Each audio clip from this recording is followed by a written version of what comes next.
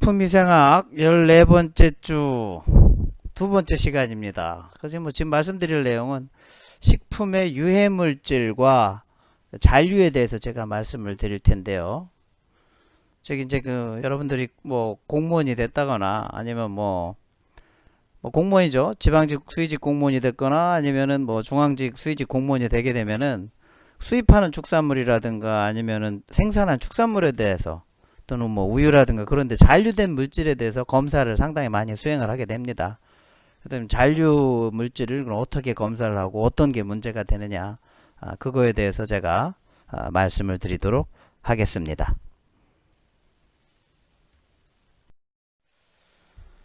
자, 그렇다면 그 유해물질 잔류에 대한 개념입니다. 그 잔류가 그럼 어떻게 생기느냐?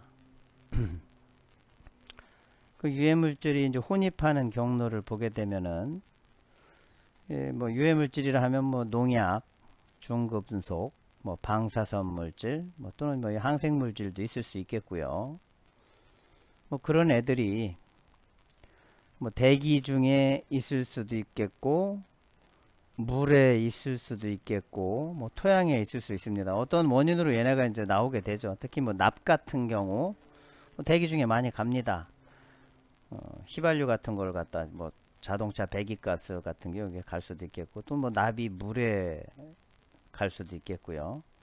납이 또 흙에도 얘네가 갈 수가 있습니다. 이런 물질이 환경에 이제 노출이 되게 되면은 그 노출 이후에 뭐 대기 중에서는 사람한테 직접 접촉을 할 수가 있겠는데, 물에 있는 애들은 마실 수도 있어요. 뭐 토양에 있는 것도 흙 뭐 집어먹는 사람은 없겠지만 그래도 뭐 노출이 될 수가 있습니다. 물에 있는 애들이 뭐 플랑크톤이라든가 이런 데 이제 들어가게 되죠. 얘들이 이걸 먹으니까. 식물 플랑크톤을 먹는 게 동물 플랑크톤이 먹게 되고, 얘네들이 먹은 것을 다시 이제 뭐 물고기라든가 조개가 얘를 뜯어 먹습니다. 뜯어 먹은 걸 이제 사람이 먹게 되면은 감염되는 거. 이런 뭐 노출 경로는 여러분들이 기본적으로 다 알고 계십니다.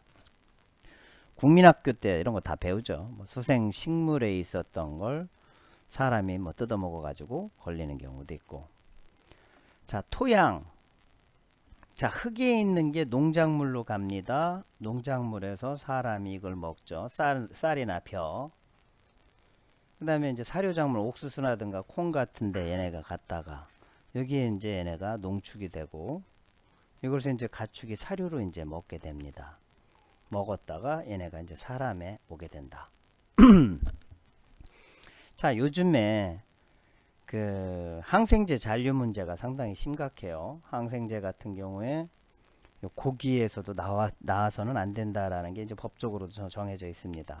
근데 아직 기준이 없는 건 뭐냐면 야채에 항생제가 있느냐 없느냐.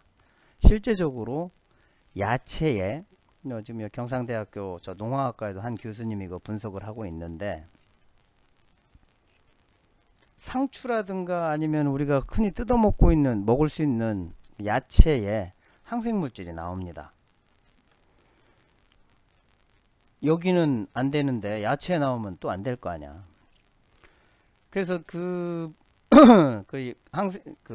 야채에 있는 항생제 잔류를 연구하는 사람들은 보니까 왜 여기에 항생제가 있느냐를 확인해 보니까 이 토양은 아니고 퇴비죠, 퇴비. 소, 돼지, 닭이 항생제를 먹고 얘네가 똥오줌을 싸요. 이걸 갖다 이제 그 발효를 시킵니다. 발효를 시켜서 퇴비를 만든 다음에 얘네들 이제 야채에 시비를 하게 되죠. 미안합니다. 야채에 얘네가 시비를 하게 되면 야채의 그 뿌리를 통해서 여기 있었던 항생제가 올라가게 돼요. 같이 섭취를 한다는 얘기죠. 섭취를 해서 그거를 먹게 되면 이제 사람한테 이제 건강 장애가 온다. 지금 그래서 이러한 그 퇴비 중에 있는 잔류 항생제를, 이게 이제 항생제 오남용 문제가 생길 수 있으니까 얘네를 갖다가 어떻게 하면 저감시킬 수 있겠나. 그래서 그 사람들이 이제 연구하는 거는 토양에 있는 어떤 미생물을 갖다가 집어넣게 되는 거죠. 퇴비에다 넣게 되면 사람한테 문제가 안 되는 애들 집어넣게 되면 얘네들이 항생제를 디그레이딩을 시켜버립니다. 그래서 문제가 안 되게끔 하는 걸로 연구를 하고 있는데, 지금 혹시라도 뭐 여러분 관심 있는 친구들이 있으면은 언론 같은 데 많이 나와 있어요. 또 외국에서도 이 연구가 상당히 활발하게 진행되고 있고, 뭐 저 또한 그분들과 함께 연구를 해보려고 하고 있는데, 제 뭐 펀드는 지금 코로나 때문에 연구비가 상당히 줄어들었어요. 어쨌든 기회가 된다면 그 연구를 꼭 좀 하고 싶은 생각입니다. 그래서 이제 뭐 유해물질 혼입 경로 뭐 같은 내용인데, 뭐 공장에서 또는 뭐 농장에서 여러분들이 나온다 이 말이죠. 나와가지고 얘네가 자연 환경에 노출이 되게 되고, 뭐 물에도 노출이 되고, 이거는 뭐 PCB의 자연 순환계에 대해서 예를 든 건데, 뭐 다른 것들도 마찬가지예요.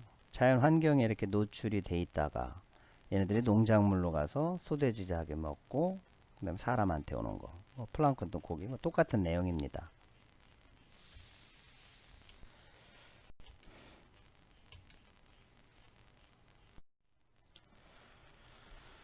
자, 그렇다면은 유해물질에 대한 안전성의 기준이 어떻게 되느냐? 이런 뭐 유해물질, 얘네들이 이제 사람이나 동물이 이거 접촉을 하게 됩니다. 이걸 이제 폭로라고 하죠. 익스포저. 용어는 좀 알아두셔야 돼요. 그 다음에 이제 뭐 독성이 있다 그렇다면 건강 장애가 유발되고, 뭐 가능성이 없다 그렇게 하면은 뭐 안전성이 입증되니까 이걸 갖다 이제 우리가 먹게 되는 거죠. 이런 것들은 우리가 유해물질로 해서 이렇게 나오면 안 된다. 기준이 되는 건데, 이걸 이제 찾아내는 거죠.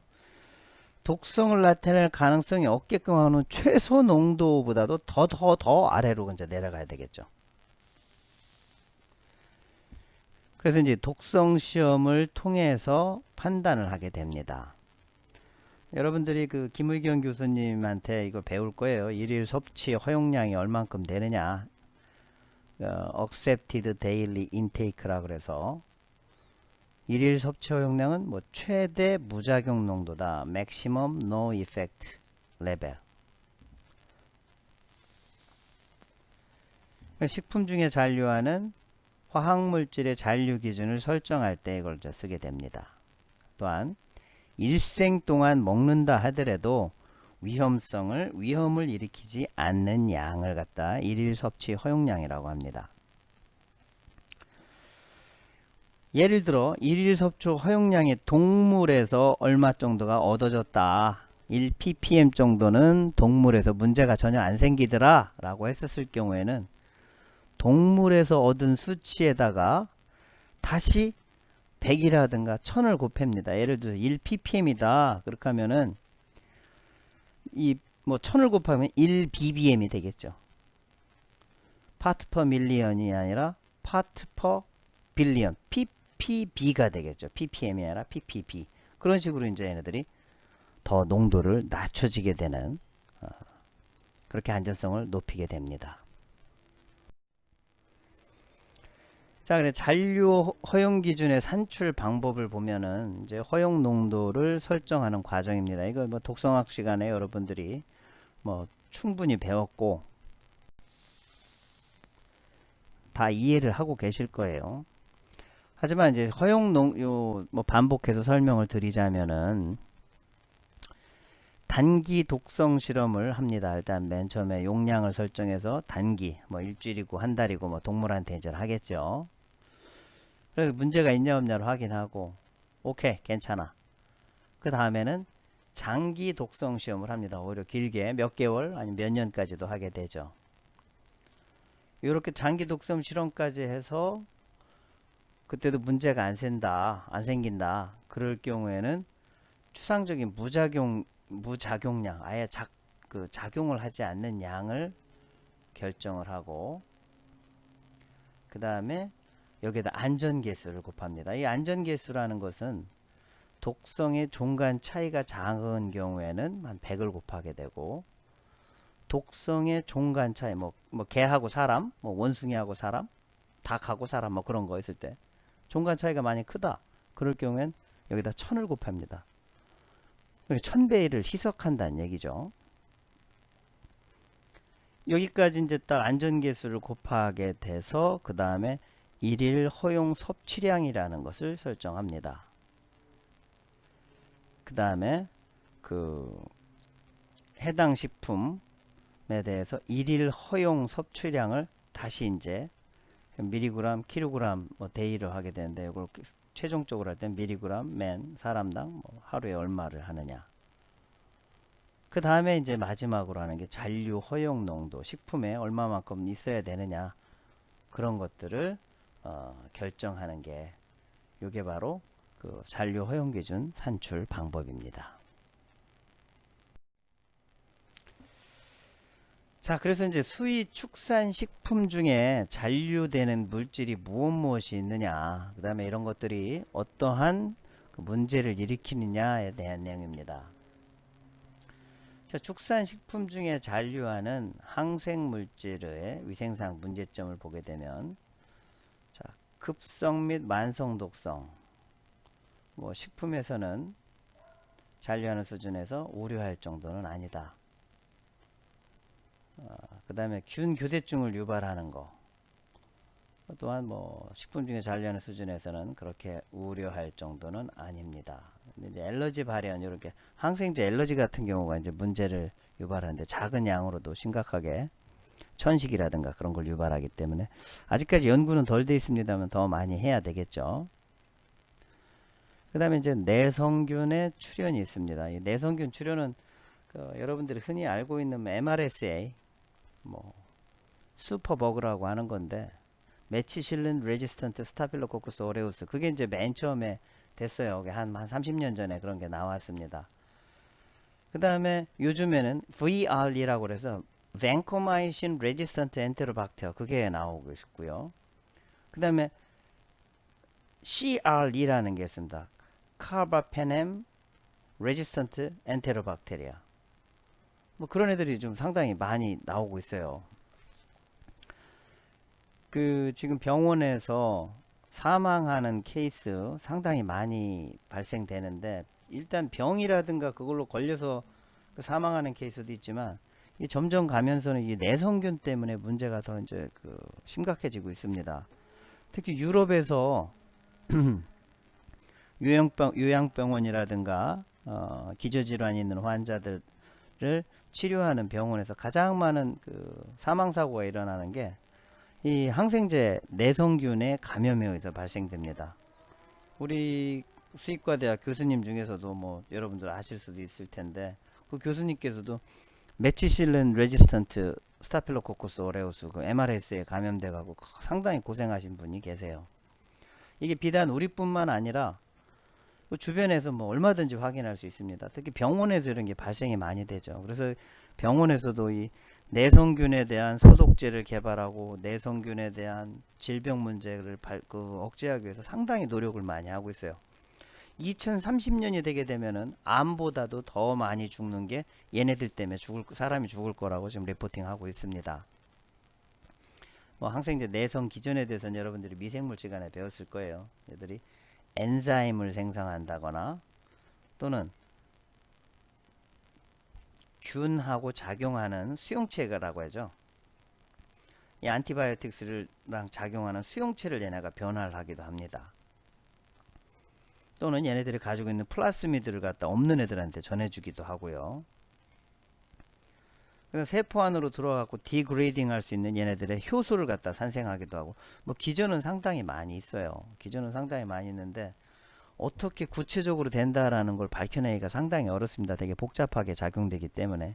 어쨌든 그래서 그 항생물질에 대한 병균의 내성이 커질수록 균에 대한 감염증 치료가 어려워진다. 균을 죽이는 건 항생제가 죽이잖아요. 근데 항생제를 써도 효과를 못 본다. 그럼 항생제 양을 늘리든지 아니면 항생제를 복합 항생제로 써야 되겠죠. 광범위 항생제 10개고 20개고 섞어갖고 찌를 방법밖에 없습니다. 그렇게 되면 좋을 것 같냐? 안 그렇죠. 이 항생물질이 몸에 들어오게 되면 축적된다거나 아니면 간에 과부하가 된다거나 신장이라든가 부작용이 있어요. Adverse Effect를 갖다 부작용이라고 하고, 부작용, 사이드 이펙트라는 게 있습니다. 원래 균 죽이려고 집어넣는데 그게 이제 딴 데 가고 문제를 시키게 되는 거고. 그 다음에 이제 식품 중에 잔류한 항생물질이 있어갖고 이런 문제점이 된다. 이런 연구를 검역검사본부에서 이거 되게 많이 해요. 이게 이제 질병관리본부, 검역감사본부, 그 다음에 학교, 그 다음에 식품회사나 제약회사하고 걔네들이 컨소시엄을 만들어갖고 이런 걸 하고 있죠. 특히 동물병원에서 지금 동물병원에 내원하는 개, 고양이 그런 쪽에 보게 되면 이 항생제 내성균이 엄청 늘어나고 있어가지고 그 심각한 상황이 됩니다. 그러면 뭐 병원에서 일하는 사람들, 간호사, 또 여러분들 수의사 감염될 수가 있죠. 이게 이제 그 원헬스 개념으로 갖다 접근을 하게 되는데 어쨌든 그런 문제가 발생될 수 있다. 자, 그래서 각각 국가에서는 국가 잔류 물질 검사 프로그램이라는 걸 해요. 그래서 뭐 영국 애들 같은 경우는 수의사의 역할이 크죠. 그래서 수의 잔류 물질 위원회라는 걸 VRC 애들 만들어서 하고, 그다음에 뭐 호주 같은 데는 뭐 농림수산부의 National Resid Survey라고 그래서 이런 팀이 있습니다. 그다음에 뉴질랜드는 National Chemical Resid Program NCRP가 있고, 캐나다에서도 National Chemical Resid Monitoring Program 뭐 비슷비슷해요. 미국 애들도 뭐 National Resid Program이라고 그래갖고 항생제 잔류에 관련된 이런 항생제뿐만 아니라 다른 물질에 대한 잔류 프로그램을 이렇게 만들어서 운영하고 있다. 얘들이 이제 하는 거는 똑같아. 우리랑도 거의 똑같습니다. 우리도 검역검사본부에서 하고 있습니다만, 모니터링 검사하고, 규제 검사하고, 뭐 강제 검사, 탐색 조사, 또는 뭐 특별 프로그램을 수행하고 해야 되는 거, 국가적으로 관리를 한다는 얘기죠. 이런 내용에 대해서는 제가 뒤에 또 다시 설명을 해 드리도록 하겠습니다. 자, 그렇다면 전 세계적으로도 이런 걸 하고 있는데 우리나라도 이제 발맞춰 가야겠죠. 우리나라에서는 어떻게 하고 있느냐? 첫 번째가 뭐 식육중 잔류물질, 뭐 용어의 정의를 보게 되면은 잔류물질 검사하는 방법은 뭐가 있느냐? 모니터링 검사가 있고 규제 검사가 있습니다. 그 다음에 뭐 탐색 조사가 있을 수 있겠고. 자, 이제 모니터링 검사라는 건 뭐냐? 이거는 그 모니터링 하는 거예요. 그냥 모니터링. 자, 정상적으로 출하하는 가축을 대상으로 유해성 잔류물질을 줄이기 위해서 실시하는 검사다. 이런 용어는 알아두세요. 이런 거 뭐 국가고시라든가 아니면 공무원 시험에서 많이 언급되는 겁니다. 자, 이건 두 가지가 있어요. 그 모니터링 검사에는 첫 번째가 출하하기 전에 생체의 잔류 검사하는 게 뭐냐. 자, 돼지를 갖다 내가 출하를 합니다. 농장주예요. 그러면 출하 예정 가축군에 요 돼지 100마리 내려고 하는데 그 100마리에서 오줌 또는 혈청 시료를 채취하여서 위생검사기관, 즉 우리 뭐 진주에서 농장하는 사람들 같은 경우에는 진주 저 초전동에 있죠. 경남도 소속에 있는 가축위생시험소. 여러분들이 이제 지방직 공무원으로 가게 되면은 나는 경남도 지방공무원으로 수의직으로 가고 싶다. 그럴 경우에는 그 지원하게 되면 거기에서 이제 근무를 하게 되는 거예요. 경상남도에 있는 수의직 공무원은 뭐 다 합쳐서 한 200명 정도 된다 그래요. 뭐 정확하진 않는데 이제 그 본소가 진주에 있고 북부지소가 저 합천에 있습니다. 그 다음에 동부지소가 저 양산에 있고, 그 다음에 중부지소가 장유 김해에 있습니다. 그 다음에 이제 남부지소가 저 통영에 있죠. 거기에서 이제 이렇게 쭉 퍼져 있다가 이 사람들이 뭐 로테이션을 합니다. 거기에서 하는 게 자, 이런 거 검사해 주세요 라고 농가에서 보내주면은 그걸 여러분들이 수의직으로 갔다 그렇게 하면 검사를 하죠. 항생제가 있나 없나, 그 다음에 규제된 쓰면 안 되는 항생제가 나오나 안 나오나, 그거 갖다 뭐 기계가 다 합니다. HPLC라든가 그런 걸 갖다 집어넣게 되면 다 나오게 돼요.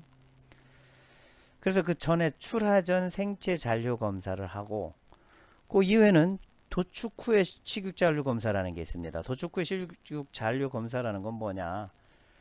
도축하고 나서 고기라든가 장기라든가 간이라든가 그런 걸 일정 부분 띱니다. 떼서 그걸 갖다 다시 검사기관, 지자체 검사기관, 뭐 시그나 됐든 뭐 아니면 도에 있는 거기로 가서 여러분들이 그 잔류 검사를 하는 거예요. 항생제가 나오냐 안 나오냐. 자, 요게 이제 모니터링 검사라고 해서 모든 농장에서 이거는 해당되는 겁니다. 자, 요거에서 문제가 안 생겨서 패스가 됐다 그렇게 하면 큰 문제가 없는데, 여기에서 이제 걸리는 거예요. 여기에서 이제 걸리게 된다 그렇게 하면 이제 규제 검사를 하게 되는 겁니다. 이제 규제 검사는, 미안합니다. 내가 그 PPT 만들면서 그 잔류 위반 온가가 아니라 이거 농가인데, 잔류 위반 농가에서 출하한 가축, 여기에서 이제 걸린 가축을 갖다가 규제 검사를 하는 거죠. 또는 긴급 도살이 아니라 긴급입니다. 긴급, 급하게 도살하는 가축. 그 다음에 보니까 도축하다 보니까 목에서 뭐 화농 자국이 있다거나 그런 애들, 그 다음에 주사가 발생되었고 염증 반응 같은 게 보이는 가축, 그 다음에 잔류 위반 가능성이 높은 가축에 대해서 검사하는 게 뭐냐, 요걸 규제 검사라고 한다. 자, 모니터링 검사를 보게 되면 이제 가축을 이제 출하를 하게 되죠. 출하게 되면은 농장에서 나올 때 무작위로 갖다 시료를 채취를 합니다. 물론 이제 출하 전 검사일 경우에는 뭐 그 전에 하기도 하겠지만, 그래서 출하할 때도 무작위 시료 채취를 도축장에서 할 수도 있고, 항생물질, 동물약품 검사 결과를 기준 초과한다거나, 아니면 뭐 문제가 됐다거나, 또는 농약 등 환경오염물질과 이런 것들이 기준치를 초과했다거나, 이런 것들 내보내게 되면은 그 사회적으로 큰 문제가 발생이 되죠. 그러니까 이 모니터링 검사를 통해서 잔류 위반 농가를 지정을 하게 되죠. 이게 검역검사본부에 개똥이네 농장, 소똥이네 농장, 이거 오픈을 합니다. 무슨 시, 무슨 도, 무슨 군, 땡땡면, 거기에 있는 무슨 농장 잔류 위반했다, 이렇게 개망신을 줘요. 규제 검사는 이제 뭐 말씀드렸던 이제 가축 농장에서 나와서 이제 출하를 하게 되고, 지정시료 도축장이나 거기서 문제가 됐다, 그렇게 된다면 이제 출고를 하지 말라고 하죠. 더 이상. 잔류 위반 농가 가축이라든가 잔류 의심축, 그 다음에 빈발하는 물질을 위주로 이제 여기서 검사를 하게 되죠. 여기가 통과가 되면 큰 문제가 없는데, 여기서도 또 문제가 됐다, 그럼 여기에다가 위반 농가 지정 홈페이지에 게재도 하고 과태료를 엄청 때려버립니다. 이제 과태료를 때려서 과태료 돈이 나가죠. 또 다른 하나는 위반한 도체는 팔 수가 없습니다. 그러니까 소를 잡아도 여기서 문제가 생겼다, 그럼 얘들을 폐기를 해야 돼요. 그러니까 이 부분에 대해서는 절대적으로 농가가 책임을 져야 되기 때문에, 도축을 못해서 팔지를 못해서 돈 나가, 그 다음에 과태료를 맞아서 현금 나가, 그 다음에 위반 농가로 지정돼서 뭐 홈페이지에 게재돼서 개망신 당해. 그러니까 상당히 농가로서는 부담이 많이 되는 거죠. 자, 그래서 이제 또 이제 탐색조사라는 게 하나가 있는데, 뭐 뒤에도 설명하겠습니다. 탐색조사라는 건 뭐냐, 아직까지 얘네들이 그 우리 사람들한테 문제가 된다, 결정이 되지 않은 약 같은 것들이 있어요. 법에는 무슨 약, 무슨 약, 그런 거 뒤에도 설명하겠습니다. 항생제 뭐는 나오면 안 된다, 뭐는 나오면 안 된다, 그 기준이 돼 있는데, 근데 혹시라도 문제가 될 수 있을 것 같은 애들이 있다, 그렇게 하면 얘들한테 탐색적으로 조사를 하는 겁니다. 뭐 무작위 또는 지정 시료를 채취하고, 출하를 하게 되면 도축장, 지휘장, 집화장 등에서 검역검사본부에서 하게 되죠. 잔류 빈발하는 것들을 찾아서, 요게 이제 나왔다 그렇게 하면, 야, 얘네들이 문헌 검색도 할 테고, 사람한테 문제가 되느냐 안 되느냐 그것도 평가를 할 테고, 그런 식으로 하게 돼서, 자, 그럼 이걸 갖다 기준을 이렇게 만들어 보자. 그 다음에 잔류 방안이 어떻게 해야 될 건가, 이것도 한번 대책을 한번 만들어 보자. 그 다음에 앞으로 이게 법제화 될 경우에는 과태료를 얼마나 때리고 이 사람들이 줄이게 할 수 있는 방법은 뭔가, 그런 것들을 모색하는 게 탐색조사라고 생각하시면 됩니다. 그러니까 기준이 안 된 물질 위주를 갖다가 조사를 하는 거, 그 뭐냐? 탐색조사다. 이런 부분이 이제 그 시험에 많이 언급이 될 수 있어요. 그 아까 말씀드렸던 탐색조사는 뭐냐? 국내 잔류 허용 기준이 설정되지 않거나 잔류 허용 기준이 있어도 검사 대상 항목, 즉 아주 심각한 사회적 문제를 일으키는 그런데 포함되지 않은 물질을 대상으로 하는 검사, 이게 뭐냐? 탐색조사다. 자, 용어라는 거에서 뭐 용어 중에 뭐 잔류 위반 농가, 뭐 당연히 알죠. 잔류를 위반한 농가. 이렇게 하면은 앞서 말씀드렸듯이 홈페이지에 게재도 되고, 물론 이제 민간인들이라든가 우리 같은 경우는 관심이 없어서 잘 들어가지는 않습니다만, 이 사람들 그 농장 경영하는 사람들한테는 이게 상당히 커요. 그렇기 때문에 이 사람들은 자주 들어가게 되죠. 자, 그래서 우리나라에 이 잔류 물질을 검사하는 체계는 지자체의 모니터링 검사를 하게 되고 규제 검사를 하게 되죠. 이게 이제 지자체에서 하는 거. 경상남도 가축위생시험소 여기서 하는 거. 탐색조사는 검역검사본부에서 얘들이 하는 거. 중앙직이죠. 이런 식으로 이제 나눠지게 된다. 자, 뭐 식육의 잔류물질 검사 종류별 뭐 검사 요령이 있는데 요 부분은 제가 10분간 쉬었다가 다시 진행하도록 하겠습니다. 자, 휴식 취해 주시기 바랍니다. 자, 그래 국내 그 축산물 잔류물질 검사 중에 여태까지 이제 고기를 했고, 이제 우유예요. 우유 중 잔류물질 검사는 어떻게 하냐? 제한물질은 나오면 안 되는 거 그냥 쭉 읽을게요. 니트로프란, 프란타돈, 니트로프라존, 니트로프라토인, 니트로빈, 클로람페니콜, 말라카이트 그린, 디에틸 스틸베스테롤 등등등등등 해서 한 100종 정도가 됩니다. 자, 그렇다면은 우유 중에 있어서는 안 되는 잔류 물질이 있는 걸 검사하는 방법, 이게 그 세균 발육 억제 물질 간이 시험법이라 그래서 TTC2, 델보 테스트, 참2 어세이, 참로사, 파라룩스, 페넨자임, 이런 것들이 방법이 사용됩니다. 자, 이런 것들을 갖다가 쭉 나열해 놓고 요게 쓰이는 방법은 뭘까요? 라서 원유 검사, 소고기 중 항생제 잔류 검사, 돼지고기 장기에 있는 뭐 검사, 닭의 무슨 검사, 계란의 검사, 그런 식으로 쭉 하겠죠. 요거는 뭐냐? 원유에서 하는 검사 방법이다. 자, 그래서 우유의 잔류 허용 기준 설정을 주요 보게 되면은 뭐 항생제 10종, 뭐 합성 항균제, 농약 이런 것들이 있는데, 이런 것들이 뭐 이렇게 쭉 나와 있다. 그 정도만 알아두시면 될 것 같습니다. 자, 항생물질의 독성에서 이제 스트랩토마이신 같은 경우는 혈압 강화라든가 순환혈류 감소가 될 수도 있고, 그 듣는 신경을 장애하고 보는 신경을 장애할 수도 있다. 테트라사이클린 같은 경우는 소화관 자극, 구역질, 구토, 장관, 세균총 변화, 발진 같은 것도 발생될 수가 있다.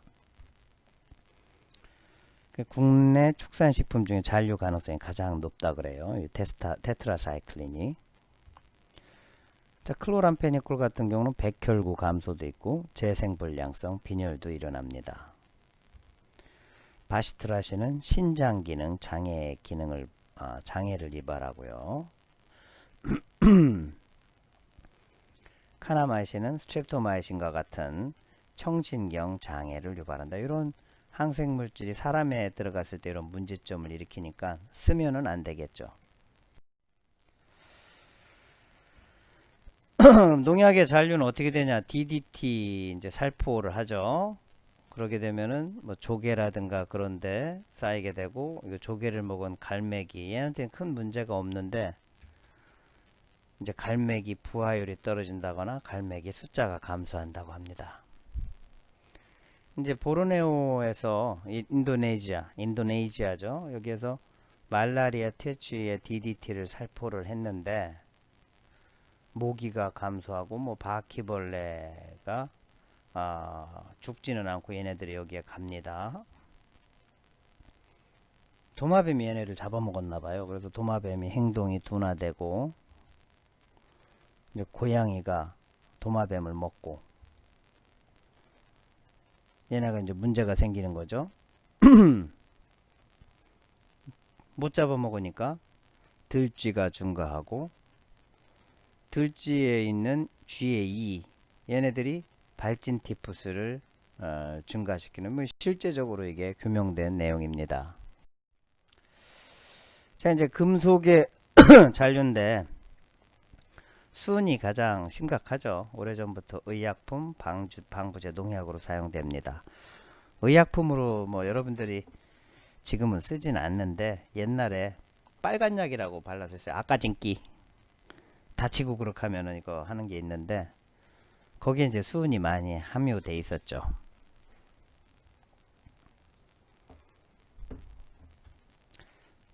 미나마타병, 뭐 배우 중에 욕 잘하는 여자 배우 있죠. 음식도 잘하고 그 사람 이름이 김수미라고 하는데 저는 그렇게 했습니다. 김수미.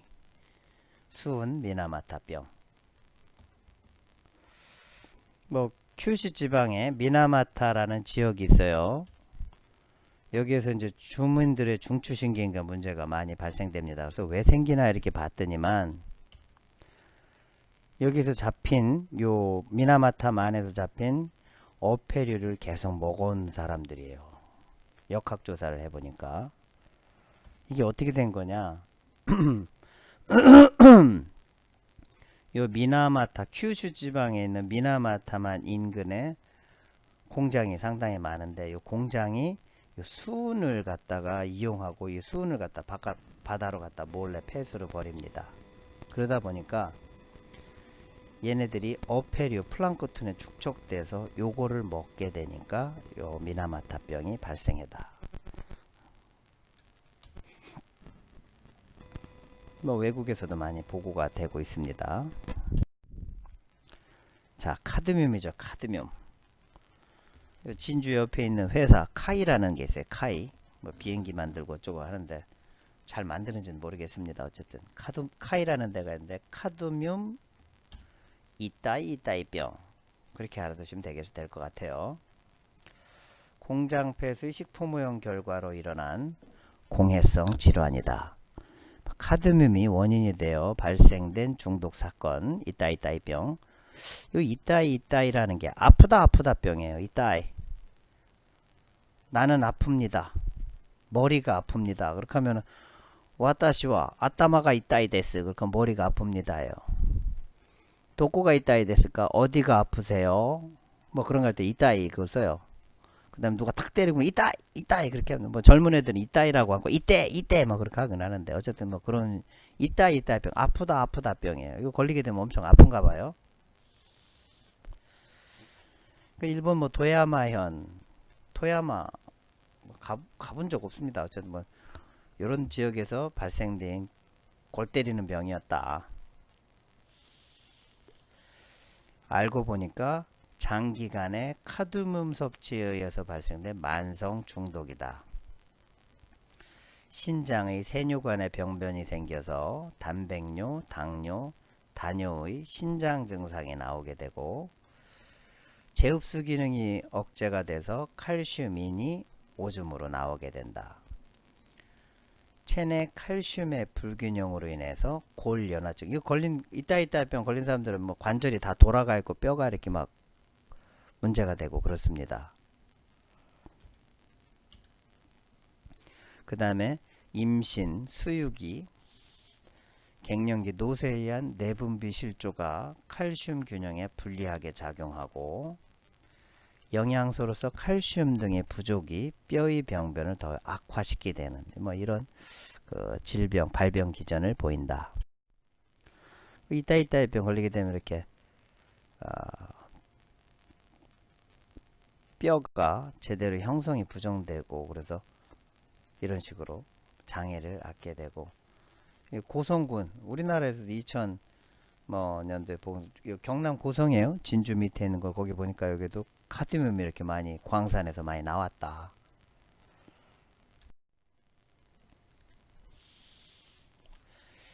자, 그 다음에 이제 그 축산물의 잔류 검사 중 계란에 이제 문제가 되는 겁니다. 제한 물질은 쭉 읽어볼게요. 에노플록사신, 이게 이제 문제가 심각하게 됐었던 거죠. 오플록사신, 페플록사신, 설파제, 뭐 독시사이클린, 니오마이신, 옥시테트라사이클린, 테트라사이클린, 스펙티노마이신, 링코마이신, 뭐 이런 것들. 그래서 한 잔류 농약 포함해서 한 40여 종이 됩니다. 계란 검사법은 스크리닝법이라든가 EEC4 플레이트 방법 이런 걸 사용한다. 위반 농가는 뭐 6개월간 지정한다 그랬죠. 6개월 이내 2주 이상 간격으로 출고를 보류하고 모니터링 시료량을 2배를 채취하여 규제 검사를 한다. 한번 걸리게 되면 좀 상당히 심각한 거예요. 규제 검사 위반했을 경우에는 식용 공급을 금지하고 6개월간 잔류 위반 농가 지정기간 연장을 한다. 또 온가라고 했는데 농가예요.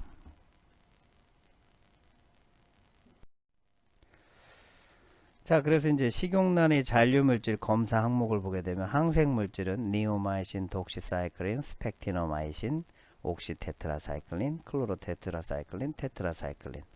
합성 항균제는 설파독신, 설파디메틱톡신 뭐 이런 게 종류가 상당히 많이 있다. 최근에 문제가 됐었던 게 엔노플록사신이 제주도에서 문제가 많이 됐었다. 혹시라도 시험 문제에 언급될 수가 있습니다.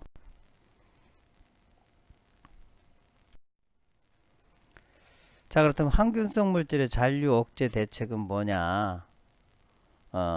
배합사료 동물 첨가 기준을 준수를 해야 되고 비육돈에 대한 사료 관리, 돼지 출하 전에는 항생제를 투약을 하면 안 되고요. 그 다음에 이제 뭐 사료 회사에서 요새는 뭐 무항생제를 쓰니까 또 사료 회사에서 잘못해서 항생제가 들어가지 않게끔 하고 농약 같은 게 들어가지 않게 해야 된다. 그 다음에 이제 뭐 축산물 수출입 감시 철저히 하고 있는데 우리나라 닭고기라든가 그런 거 하게 되면 항생제 겁나게 나옵니다. 우리가 태국, 브라질에서 많이 수입을 하는데 몇몇 닭 싸게 팔고 그러는 한 마리 10,000원에 2마리 뭐 20,000원에 2마리 그렇게 하고 그런 것들 보면 다 수입한 건데 야들 이거 많아요. 그래서 빠꾸도 많이 시킵니다. 뭐 규제를 강화한다거나 잘하는 데서는 인센티브를 도입하는 행정제도 개선도 필요하고 그 다음에 뭐 이제 수익식품 검사 강화하고 수출식품 검사 강화하는 거, 뭐 잔류 대책을 잘하게 하는 거죠. 자, 그럼 마지막 식품의 위험 분석입니다. 뭐 식품의 위험 분석이라는 것은 자, 위험 분석의 개념인데 위험 분석이라는 것은 식품의 생산에서 소비에 이르는 전 과정에 존재하는 위해 요소가 우리 사람한테 얼마만큼 영향을 미치느냐, 그 다음에 어떤 게 문제가 된다라는 정보를 사람들한테 제공을 하죠. 그 다음에 그래서 과학적 근거에 기초해서 식품 안전을 위해선 이렇게 해야 된다라고 하는 결정을 하는 겁니다.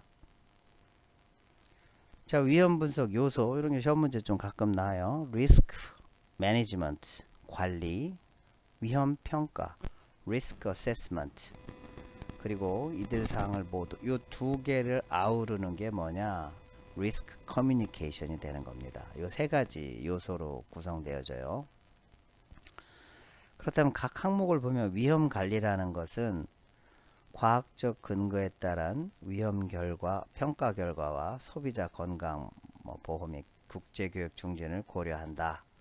그래서 합의를 만들고 적절한 예방 대책을 만드는 거다. 이게 위험 관리예요. 실제적으로 들어간 건 아닙니다. 관리를 어떻게 할 것인가 라는 문서상 그러니까 페이퍼워크라고 하면 돼요. 자, 위험 평가는 리스크 어세스먼트, 위해 요소 확인, hazard identification. 그다음에 노출 평가, exposure assessment, 위해 요소 특성, hazard characterization. 요거 아니면은 양반응 평가라 그래요. dose response assessment. 이거 세 번째고, 네 번째가 risk characterization. 요 네 가지는 다음 중 위험 평가 risk assessment에 포함되지 않는 사항은 여기다가 이제 하나를 갖다 더 하나 집어넣어서 문제를 만들 수 있겠죠. 그 다음에 이제 위험 정보 전달이라는 게 있습니다. risk communication. 요거 두 개를 합쳐 가지고 평가자, 관리자, 소비자, 업계, 학계, 행정 그런 사람들과 다 교류해서 의견을 교환하는 거예요. 이런 문제가 있으니까 앞으로는 어떻게 하자라고 의견을 구하는 거. 이게 이제 뭐 관리, 평가, 전달 이렇게 나눠지게 됩니다. 이게 이제 그 리스크 커뮤니케이션에 이제 얘가 이만하다면 요 안에 리스크 어세스먼트 과학적인 방법으로 갖다 분석을 해야겠죠. 그다음 리스크 매니지먼트 아까 말했던 것처럼 애들은 뭐 페이퍼워크가 되는 겁니다. 정책적에 기본적이 되는 거. 과학, 정책 요게 합쳐져서 리스크 커뮤니케이션이 됩니다. 뭐 정보를 교환하고 의견을 갖다 교환해서 리스크에 대해서 어떻게 관리할 것인가를 결정하는 게 리스크 커뮤니케이션이다. 자, 그렇다면은 위험 분석을 위한 조건이 어떻게 되느냐? 첫 번째가 식품 안전 관리 체계를 운영을 해야 되겠죠. 적절히 구축하고 운영하고 있는가? 그걸 평가를 합니다. 그 다음에 위험 분석에 대한 지식을 충분히 갖고 있는 건가? 이게 이제 국민 건강 보호에 필요하다는 당위성을 충분히 숙지하고 이해를 하고 있어야지만 됩니다. 그 다음에 주요 이해 관계자들이 지원하고 참여를 해야 되겠죠. 한쪽만 해서는 안 된다. 정부, 업계, 학계, 그 다음에 소비자 모두가 위험 분석에 필요로 한 자료를 생산하고 수집하고 분석하고 의견 수렴을 하고 정책 대안을 마련하는 거다. 이 세 가지 항목이 위험 분석을 위한 조건이 됩니다. 그렇다면 이제 그 해저드하고 리스크가 뭐냐? 이 해저드 같은 경우는 위에 요소가 되는 거죠. 생물학적, 바이러스, 박테리아, 펑거스, 패러사이트 같은 거. 화학적은 뭐냐? 요거 같은 경우는 뭐 농약이 들어갔냐, 수은이 들어갔느냐, 아니면 비소가 들어갔냐, 구리가 들어갔느냐, 카드뮴이 들어갔냐, 수은이 들어갔느냐, 이런 화학적인 성분. 자, 물리적 병인체 여기는 뭐 돌이 들어갔느냐, 철이 들어갔느냐, 주사 바늘이 들어갔느냐, 또는 뭐 나무 목 딱딱한 게 들어가 있느냐, 그런 것들도 확인할 수 있겠고요. 그 다음에 리스크는 뭐냐? 이 하자드, 여기에 있는 애들을 그 오염된 식품을 섭취한 결과로 나타나는 건강상 악영향이 얼만큼 되느냐, 근데 심각성이 얼만큼 되느냐. 뭐 생물학적, 우리가 가장 흔히 하는 생물학적인 걸 예를 들게 되면 살모넬라균은 도체에 나오면 안 되더라. 닭 도축하는데 독에서 이 살모넬라가 나오게 되면은 식중독 유발되는데, 근데 우리나라에는 독개 농장에 닭 양계 농장에 살모넬라가 없을 수가 없습니다. 없게끔 관리를 해야 되는데 있을 수밖에 없어요. 그러면은 나오더라도 몇 마리에 하나 정도 나와야 되느냐, 얼마나 이제 위생적으로 닭을 잡아야 되냐. 예를 들어서 딱 잡았을 때 1000마리 했을 때 한 마리 정도는 나와도 괜찮다. 그 정도 나오면 사람들이 먹는다 하더라도 큰 식중독이라든가 영향성은 없다. 그런 것들을 위험성을 갖다 분석하는 거죠. 대장균 같은 거 소고기를 잡는데 장출혈성 대장균이 안 나올 수는 없습니다. 나올 겁니다. 왜냐하면 작업하다가 보면은 장이 터지기도 하고 문제가 생기거든요. 그럴 경우에 몇 마리 정도에 나와야 되냐? 그러면 소를 잡아가지고 소고기라든가 장기라든가 그런데 다 이렇게 뭐 조사를 해보면 부위별로 한 10군데를 했더니만 장출혈성 대장균이 하나 정도 나오더라. 100부위를 했는데 하나 정도 나오더라. 1000부위를 했는데 하나 정도 나오더라. 요 정도 나오면 사람한테 큰 문제가 되지 않는다. 그런 기준을 갖다가 이제 만들어 버리는 거죠. 그래서 이제 위험 분석의 3요소를 보면 위험 관리, 리스크 매니지먼트, 뭐 적절한 예방과 관리 방안을 폴리시하게 하는 거죠. 폴리시. 뭐 분석을 해서 어떤 거 문제가 되지 않게끔 하고, 그 다음에 여기 만들어 놓은 걸 갖다 이게 제대로 되는지 안 되는지 모니터링을 하고, 그 다음에 모니터링 한 걸 갖다가 얼마만큼 잘 됐다 못 된다를 규제할 수 있게끔 컨트롤 하게 되고, 다시 이런 식으로 계속 뭐 다시 뭐 어떤 게 문제가 되는지도 찾고 분석하고, 이런 식으로 하는 방법을 포괄적으로 하는 거, 이제 폴리시 베이스가 되는 거죠. 자, 위험 평가 같은 경우는 리스크 어세스먼트 평가하는 거예요. 아까 말했듯이 미생물학적, 화학적, 뭐 물리적 그런 것들 요소를 갖다 하는 건데, 그러려면 맨 처음에 해야 되는 게 위해 요소를 확인해야겠죠. 위해 요소에 노출되는 뭐 주요한 원인, 특정 식품 또는 식품군에서 어떤 위해 요소가 문제되는지를 파악하는 게 hazard identification. 자, 그렇다면 노출 평가를 합니다. 이건 뭐냐? 개인이나 집단이 특정 위해 요소에 얼마나 노출되면 얼마만큼 위해 요소가 섭취되는지, 앞서 말씀드렸어요. 요소가 몇몇 개 있는데 얘네들을 갖다 닭의 살모넬라가 몇 개 정도 나와야지 되냐, 그런 것들. 그 다음에 이제 세 번째가 위해 특성이죠. hazard characterization, 양 반응 평가, dose response assessment라고 하는 건데, 위해 요소 섭취에 따른 전반적인 특성을 파악하는 과정입니다. 또는 뭐 위해 요소의 다양한 영향을 정량적 또는 정성적으로 검토하여 하는 기술이다. 여기에는 병원체, 숙주, 식품의 세 가지 요소를 고려한다. 이제 뭐 국가고시 같은 데 많이 나오는 경우에 다음 중 위해 요소 섭취에 따른 전반적인 특성을 파악하는 과정으로 뭐 위해 요소의 다양한 영향을 정량적, 정성적으로 검토해 기술하는 게 무엇이냐? 1번 위해 요소 확인, 2번 노출 평가, 3번 위해 특성, 4번 뭐 위험 특성, 그 다음에 리스크 매니지먼트. 그런 식으로 5개 정도 이렇게 만들어서 시험 문제를 만들 수가 있다. 자, 위험 특성, 리스크 캐릭터리제이션은 노출 평가, 양반응 평가를 통합하여 위험 추정값을 산출하는 것이다.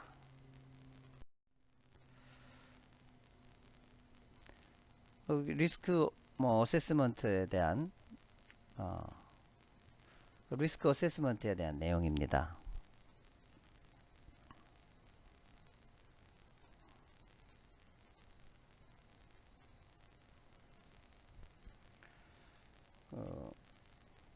hazard identify, 그래서 누구한테 문제가 될 것인가, 얼마만큼 위험할 건지를 평가를 하고, 그 컨트롤 방법을 갖다 설정하고, 자, 그 다음에 이제 그 두 가지를 포함하는 거죠. 그 리스크 커뮤니케이션이라고 하는 건데, 그 위험 분석 활동을 통해서 그 위험 평가자, 위험 관리자, 소비자, 업계, 학계 및 이런 정보를 의견을 교환하는 겁니다. 이 방법에는 가장 중요한 게 여기 대화예요. 커뮤니케이션, 대화를 통해서 의견을 존중한다. 뭐 그렇게 나와 있습니다. 뭐 대화를 꼭 해야 된다고 하는데,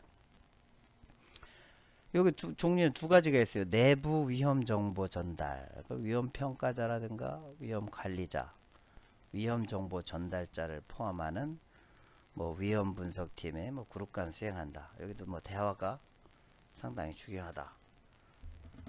뭐 옛날에 그 개그 콘서트에서 대화가 필요하다는 뭐 그런 프로그램이 있었는데 뭐 대화가 상당히 중요한 것 같습니다.